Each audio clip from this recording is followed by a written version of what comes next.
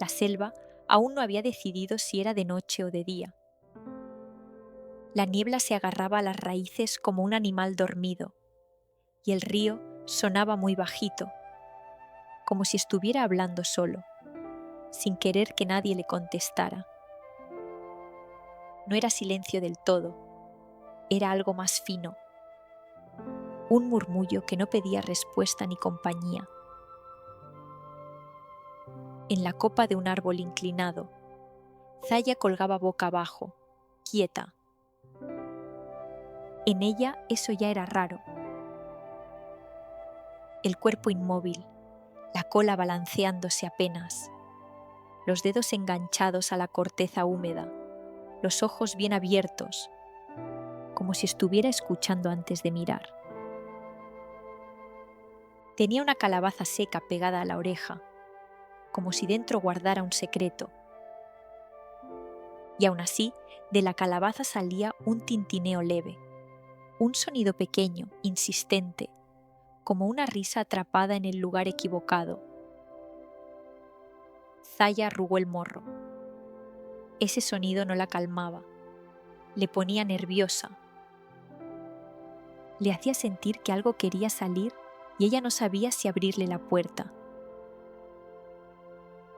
Aquí dentro, alguien llama, pensó. Zaya era la más rápida para saltar, la primera en reír y la última en quedarse callada. En la selva todos la conocían por su energía, convertía cualquier rama en un escenario, cualquier piedra en un juego, cualquier pausa en una excusa para hablar. Cuando llegaban a un claro, el ambiente cambiaba un poco. Los pájaros se apartaban, los insectos hacían un segundo de silencio, como si pensaran, ya está aquí la mona del ruido. Su presencia llenaba los huecos antes incluso de que alguien notase que allí había un hueco. Pero había algo que Zaya nunca contaba. Cuando el ruido de fuera se apagaba, cuando nadie la miraba y la selva se hacía más grande que ella, aparecía dentro un hueco afilado, como una cueva demasiado grande para su tamaño. No era tristeza clara, no era pena. Era no saber qué hacer cuando no había nada que llenar. Era como entrar en una habitación vacía y no saber dónde poner las manos. Más tarde, el grupo avanzaba entre helechos altos. Las gotas de la niebla se quedaban enganchadas en las puntas de las hojas y cada paso removía olor a tierra mojada. Aisha iba delante, en silencio, atenta a cada crujido. Harum caminaba con esa paciencia cansada de quien ha visto muchas estaciones y ya no se sorprende de casi nada. Bator empujaba un tronco para abrir paso, resoplando, pero sin quejarse. Tara se movía despacio, como si el mundo nunca tuviera prisa y siempre hubiera un rato más. Zaya no soportó tanta calma juntas. Saltó de rama en rama, habló de cualquier cosa, llenó el aire con palabras. Del brillo del río, de una rana que había visto, de una nube que según ella tenía cara de pez, de una vez que casi se cayó y al final no. Reía sola de sus historias, esperando que alguien las siguiera. Y entonces el zumbido llegó antes que el pensamiento. Un ruido oscuro, como si el aire se enfadara de golpe. Avispas. Zaya salió disparada sin pensar. Las alas les rozaron el lomo a varios. El ruido subió, los cuerpos reaccionaron. Aisha se colocó delante, Bator tapó con su cuerpo a quien tenía cerca. Harum apretó las patas contra el suelo. Cuando todo se calmó, la vergüenza se le quedó pegada al pecho. Tu voz, a veces, corre más que tus patas, dijo Aisha, sin dureza, pero sin adornos. Zaya bajó la mirada. No le gritó nadie, y eso dolía casi igual. Esa noche, el campamento olía a hojas húmedas y a ceniza. El fuego se había quedado en brasas, y el cielo estaba tapado por completo. La selva estaba llena de ruidos pequeños, insectos, ramas que se movían, el río de fondo. Y aún así, para Zaya, faltaba algo. Se sentó sola sobre una piedra fría, cogió piedras pequeñas y las fue lanzando al río, una tras otra. Ploc, ploc, ploc. Como si ese sonido pudiera hacerle compañía, como si cada piedra fuera una palabra que no se atrevía a decir. Tara abrió un ojo, despacio. Si el río pudiera cansarse de alguien, ya habría puesto tu nombre en una lista, murmuró. No lo dijo con maldad, pero tampoco lo adornó. Zaya apretó la boca y no contestó. Tenía la sensación de que, hiciera lo que hiciera, iba a quedar mal. Se levantó con brusquedad, las manos apretadas, y se internó en la oscuridad, con la rabia encendida por dentro y ese hueco en el pecho haciéndose más grande. La niebla había vuelto al suelo. Se pegaba a las patas como si quisiera que todos caminaran más lento. En un recodo del río, sentado sobre una piedra, estaba Soryu. La túnica naranja, gastada y sencilla, se le pegaba un poco al cuerpo por la humedad. Miraba el agua como quien mira a alguien que ya conoce. No se sorprendió al verla. Simplemente estaba allí. Cuando está vacía, hace más ruido, dijo, mirando al río, no a ella. Zaya se quedó a unos pasos. Parte de ella quería volver al fuego. Otra parte agradeció no tener que hacer chistes. ¿La calabaza o yo?, preguntó, más seria de lo normal. Soryu se encogió un poco de hombros. A veces no se nota la diferencia. Zaya se quedó. No sabía si quería escuchar, pero tampoco quería volver atrás solo para seguir lanzando piedras. Soryu llenó un cuenco con agua del río y se lo ofreció. Camina, dijo, sin derramar. Zaya lo agarró con fuerza. El borde estaba frío. El agua olía a barro limpio. Dio unos pasos.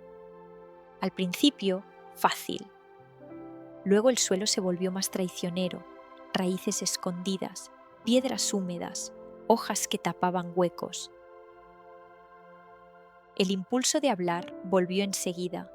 Hacer una broma, decir cualquier cosa, comentar lo torpe que era el camino, no dejar que el silencio se notara. Abrió la boca y una gota cayó por el borde. Otra vez, dijo Soryu, sin reproche. Zaya volvió al río, con el orgullo pinchado.